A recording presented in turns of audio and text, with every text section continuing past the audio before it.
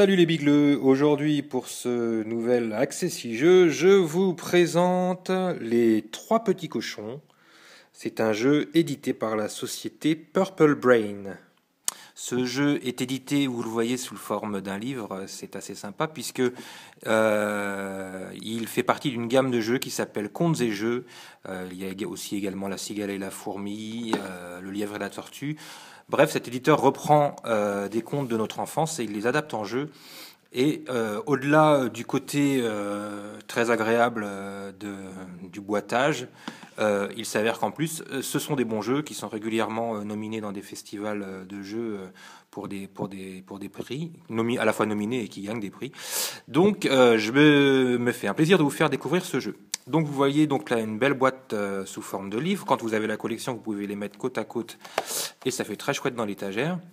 Alors, qu'y a-t-il à l'intérieur? Eh bien, bon, comme toujours, des règles du jeu, avec notamment la fameuse fable des trois petits cochons, l'original et la version adaptée pour le jeu. Et voilà maintenant au niveau du matériel ce qu'il y a. Alors, il y a, pour commencer, une roue que je vous présenterai dans le détail après, car il y a quelques adaptations à faire dessus pour que ça puisse fonctionner. Il y a des dés, qui sont des dés roses, et il y a dessus des différents pictogrammes qui se reconnaissent avec les doigts.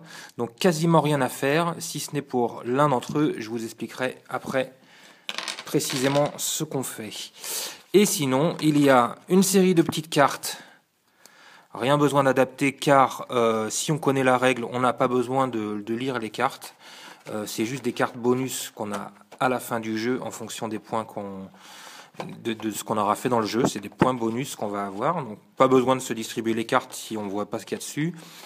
Et pour le reste du matériel, c'est uniquement des petites tuiles qui représentent des éléments de maison, donc des toits, des portes et des fenêtres, dans trois matières différentes. Le bois, on va commencer par le moins cher, la paille, ensuite le bois et ensuite la brique. Alors je vais vous montrer maintenant dans le détail les adaptations qu'il faut faire pour pouvoir réussir à jouer à ce jeu. Il y a vraiment, il y a quelques petits trucs à faire, mais par rapport à certains jeux qui sont totalement inaccessibles, celui-là c'est quand même pas trop fastidieux, et en plus vous verrez que on peut s'en sortir avec des choses transparentes qui font que pour les gens valides, le jeu reste agréable.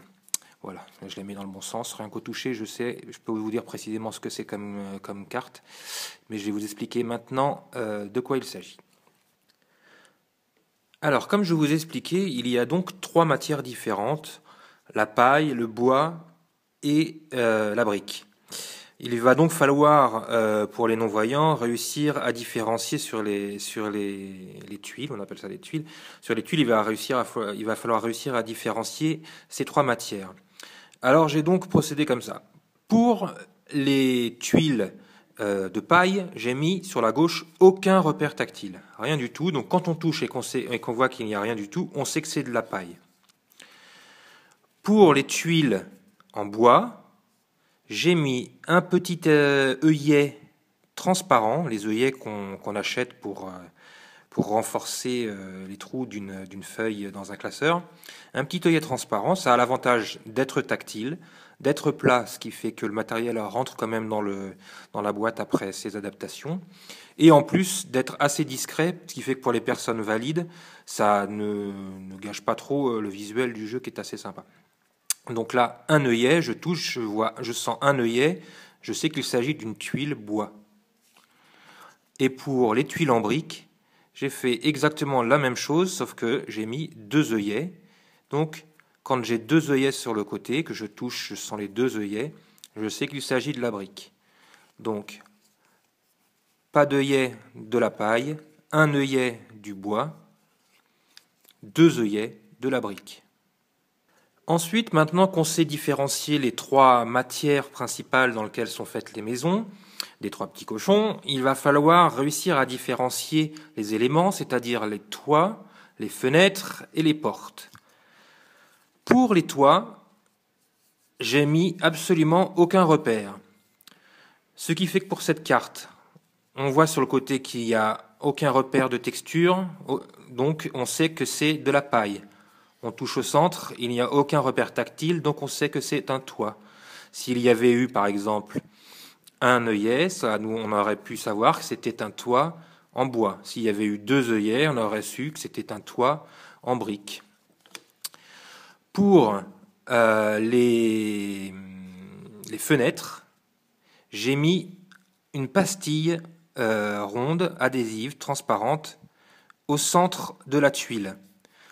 Je sens bien que la pastille est ronde, je sais que c'est donc une fenêtre. Si j'ai une pastille ronde, c'est fenêtre. Après, reste à savoir sur le côté de quelle texture il s'agit. Je sens là un œillet, 2 œillets. Je sais donc que je suis sur une fenêtre en briques. Pour les portes, même système, sauf que j'ai mis une pastille adhésive transparente rectangulaire. Quand j'ai ce rectangle au centre, je sais qu'il s'agit d'un élément porte.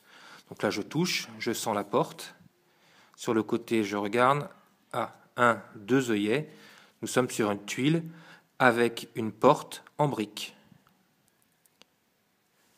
Petite subtilité, dans le jeu, il y a des tuiles qui ont des pots de fleurs. Et les tuiles avec des pots de fleurs valent plus de points à la fin. Il va donc falloir, en plus de connaître la texture et de savoir si vous avez affaire à une porte ou une fenêtre, pas un toit puisqu'il n'y a pas de pots de fleurs sur les toits, il va falloir donc savoir s'il y a des pots de fleurs. Et comment faire? Eh bien en fait c'est la position de l'étiquette qui va nous le dire. Là concernant les portes par exemple, je touche, je sens que mon étiquette est collée à droite. Donc je vois à gauche, il y a deux repères tactiles, je sais que je suis en brique. Il y a une étiquette rectangulaire, je sais qu'il s'agit d'une porte. Et l'étiquette n'est pas collée au centre, mais elle est collée complètement à droite. Donc je sais qu'il n'y a pas de pot de fleurs sur cette porte. À l'inverse, ici, je touche deux œillets, donc je suis en brique. Je sens mon étiquette rectangulaire, donc je suis sur une porte. Et l'étiquette est au centre, donc je sais qu'il y a un pot de fleurs près de cette porte. Dernier cas de figure, je touche. Pas d'œillet sur le côté, donc je suis sur une porte en paille. Et ensuite, je touche sur les côtés où se situe mon étiquette. Je suis sur une étiquette rectangulaire, oui, mais j'en sens 2 côte à côte. Ça veut dire que c'est une porte pour maison en paille qui a 2 pots de fleurs. Pour les fenêtres, c'est exactement le même système, sauf qu'il n'y a pas de fenêtre avec 2 pots de fleurs. Donc, si mon étiquette ronde de fenêtre est collée sur la droite, je sais qu'il n'y a pas de pot de fleurs. Si l'étiquette ronde est collée au centre de la tuile, je sais que c'est une fenêtre avec un pot de fleurs. Je vous présente maintenant la roue qui correspond au souffle du loup. Quand à un moment de la partie vous allez avoir le loup sur votre dé, vous allez pouvoir souffler sur une maison et souffler sur une matière en particulier. Donc on fera tourner la roue et on regardera à quel endroit arrive la flèche et donc sur quelle matière en question elle arrive.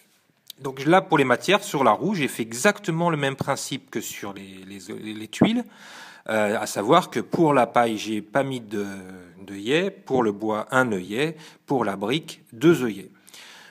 Comment savoir dans quelle partie dans quel quartier de la roue je me trouve? Eh bien, en fait, à chaque arête de quartier, j'ai tracé un petit trait avec un stylo relief qui me permet, une fois que j'ai fini mon lancer, de voir où est ma pointe, où se trouvent les limites du quartier. Voilà, c'est tactile, on sent.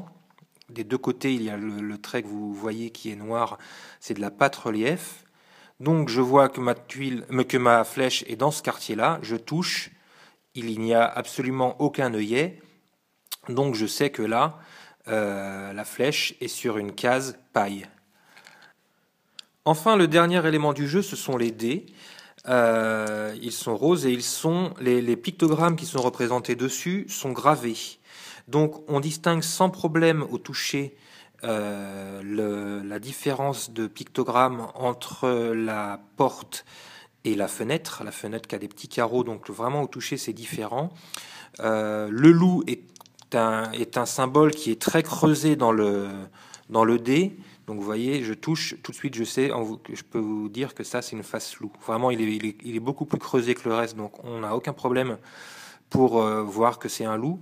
Si on prend le dé en main, pour savoir ce qu'on a fait, on sait que en dessous, quand on a le loup en dessous, au-dessus, c'est un toit. Le toit est toujours à la face opposée du loup. Donc au toucher, déjà, le toit s'identifie sur les dés où il y a un loup. Et fenêtre et porte se distinguent bien. La seule petite difficulté, c'est sur les dés où il n'y a pas le loup. On peut du coup être un peu embarrassé vu qu'il n'y a plus que des petits pictogrammes légèrement creusés. Donc pour distinguer le toit, j'ai mis, comme sur les tuiles, j'ai mis un petit œillet qui amène une texture différente. Donc quand il y a l'œillet sur le dé, on sait que c'est un toit. Et sinon, il nous reste porte et fenêtre qui se distinguent relativement bien. Voilà pour les adaptations pour ce bon petit jeu familial. Ce sont des adaptations qui vont permettre à des non-voyants de jouer en parfaite autonomie. Mais évidemment, s'il y a une personne valide à la table, ce sont des adaptations qui ne sont pas nécessaires. C'est pas un jeu où on a des cartes secrètes qu'on doit cacher et donc qu'on doit forcément être le seul à connaître. S'il y a quelqu'un de valide à la table qui peut vous aiguiller en vous disant sur le dessus du paquet, la prochaine tuile toit qui arrive, c'est une tuile toit en briques, etc., etc. Voilà, quelqu'un peut vous décrire la situation du jeu en fait. Par contre, si vous jouez entre non-voyants, ces adaptations sont nécessaires et nous proposons aussi aux membres de l'association Accessi-Jeux la règle du jeu sur CD audio. Voilà, c'était la présentation des 3 petits cochons.